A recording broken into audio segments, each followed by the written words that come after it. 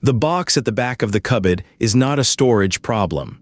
Nobody has ever failed to throw something away because the thing was heavy, or because the shelf was badly designed. We keep it because throwing it away would be a funeral, and we are not ready to hold one.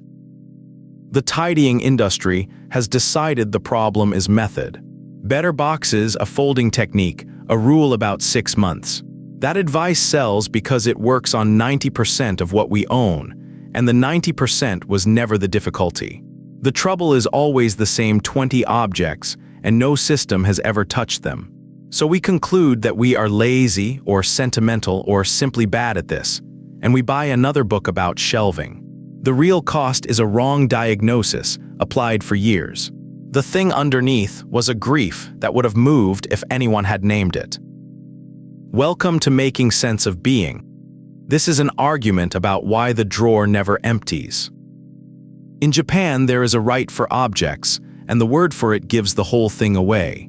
Kuyo is a memorial service, the word for what a family holds when a person dies. Centuries ago, it was borrowed for things. The clearest version is hari-kuyo, the needle memorial. It falls on the 8th of February around Tokyo, and on the 8th of December around Kyoto. The rite has been kept for something like 400 years. Women bring the sewing needles that broke in their service over the past year. They do not put them in a bin. They carry them to a shrine or a temple, and they push each one into a block of tofu. Tofu specifically because tofu is soft. A needle spends its working life being driven through canvas and denim and hide. At the end of it, the tradition gives that needle something soft to rest in. Incense burns, someone chants, and the needle is thanked for its work before being laid down. The part worth slowing over is the word itself. Nobody invented a new one for this ceremony. They reached for the funeral word and they meant it, and they have gone on meaning it for 4 centuries. Now follow the same gesture into our own houses, because it arrived here recently and almost nobody noticed what it was. Marie Kondo spent 5 years as an attendant at a Shinto shrine before she wrote a word about closets. Her method asks us to pick the object up, hold it, thank it for its service, and then let it go. Millions of people have followed that instruction. Very few of them have registered that they were performing a rite. Thank the thing for what it did, then release it. Those 2 moves are a eulogy and a burial, compressed into 9 seconds on a bedroom floor. The instruction crossed the ocean intact. The reason for it stayed home. We kept the gesture and lost the frame that made sense of it. Which is why thanking a jumper can feel faintly ridiculous, and why it works anyway. 4 centuries of practice, and then a body of research that arrives at the same place from the opposite direction. In 1988, Russell Belk published a paper in the Journal of Consumer Research called Possessions and the Extended Self. His premise was that we are what we have. In print, he called that perhaps the most basic and powerful fact of consumer behavior. The evidence he leaned on hardest was loss. He interviewed 20 people who had been burgled and asked what they felt when they walked in. After the anger, what came back was not an inventory, but a sense of violation.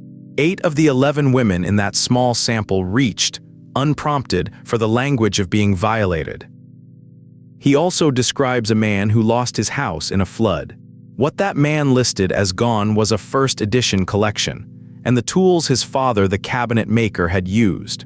Then the paneling he had installed with his father's help, and the hutch and the lowboy his father had made. Belk's sentence about him runs to 10 words. Clearly what is mourned here is a loss of self. Not a loss of property, a loss of self in a paper about shopping. 24 years later, the same shape turned up in a scanner. In 2012, David Tollin and his colleagues published a study in the Archives of General Psychiatry.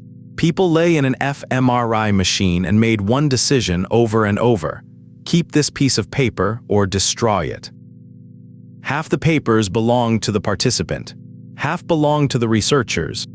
Same room, same task, same trivial object.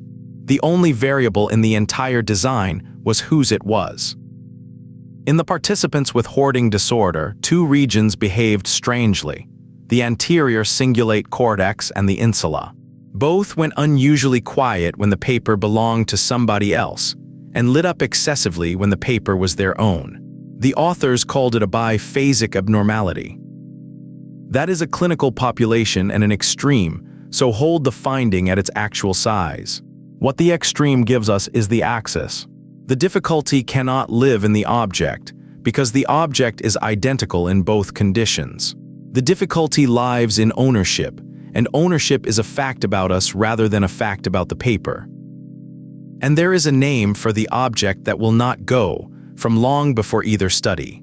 In 1972, the psychiatrist Vulcan was working with people whose grief had refused to resolve, and he described what he called the linking object. He meant the one possession such a person keeps, often cannot bear to look at, and absolutely cannot discard. Vulcan's finding was that such an object does not help the grief along. It perpetuates the link. Its entire function is to keep the ending from being final. Which is a strange and exact description of a wardrobe nobody opens. So consider the Saturday, because this is where the argument is actually met rather than read about. 2 bin bags, a free morning, and the good mood of a person about to become lighter. The first bag fills in about 11 minutes. Packaging, a charger for a device that no longer exists, a mug from a conference. None of that is hard because none of it was ever anybody. Then the running shoes, or the guitar, or the language textbook with the first 4 chapters annotated and the rest untouched. Or the suit 2 sizes down, or the folder for a business that got as far as a name and a logo. And the afternoon stops. Not because the decision is difficult, but because there is no decision left in the room. Nobody standing there is undecided. The shoes are ordinary shoes, and everyone in that house already knows they will never be worn again. The man in that room is the one who was going to run. He was a real person, with a route in mind and a preferred hour of the morning. He had a quiet idea of how he would look by spring. He did not die of anything dramatic. He was simply not continued. Putting those shoes in a bag is the only funeral he is ever going to get. It has to be conducted by us, alone on a Saturday afternoon, somewhere between the packaging and the mug. Nobody schedules 8 funerals for one afternoon. That is an unreasonable thing to ask of a person, and asking it of ourselves does not make it any more reasonable. So we do the same thing. The shoes go back in the cupboard and the whole matter gets filed under 2 words, I might. Those 2 words are not an estimate of probability. They are a stay of execution. And this is where the advice arrives and asks the wrong question entirely. Does this spark joy? Have you used it in 6 months?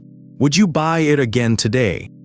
Every one of those is a question about the object, and the object has never once been the difficulty.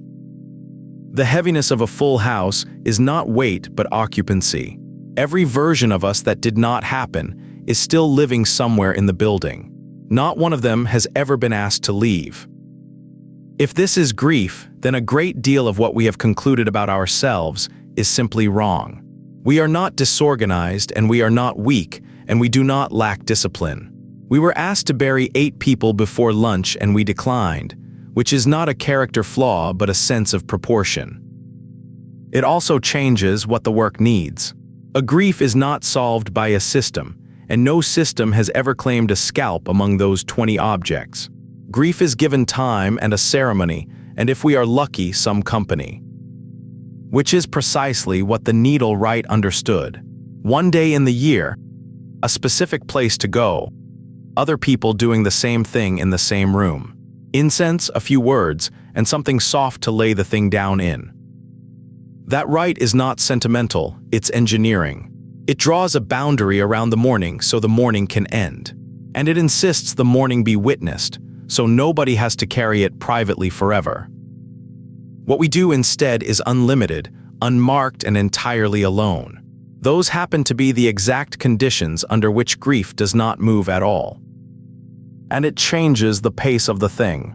One object actually released, with the small internal sentence said honestly, is more progress than a skip in the driveway. A skip is a way of avoiding 8 funerals by holding one mass cremation, and it works about as well as that sounds. An empty room was never the goal. An empty room is what a house looks like when nobody has lived in it. The goal is a house in which everything still present is present on purpose. There is a version of us in that cupboard, and he has been waiting a long time.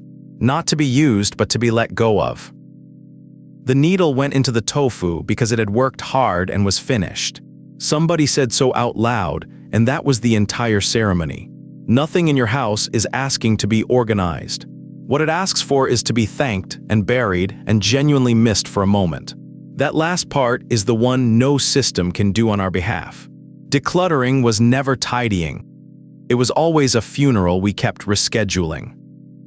If that landed, and especially if a specific object came to mind while you listened, subscribe. This is the kind of conversation we have here. And leave a comment telling me about the one thing you have carried from house to house without ever using. Thank you for watching.